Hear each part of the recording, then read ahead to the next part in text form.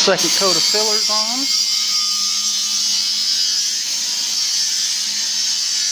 We've done all the holes on the firewall, except for that one. Get the harness plug in through the wall, the bulkhead. Second coat on this side.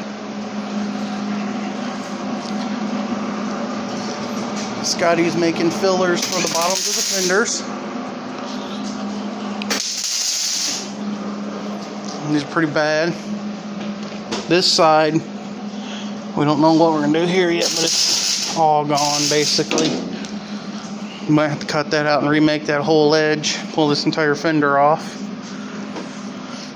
Front sanded. We're getting pretty close to the point where we can put the front clip on.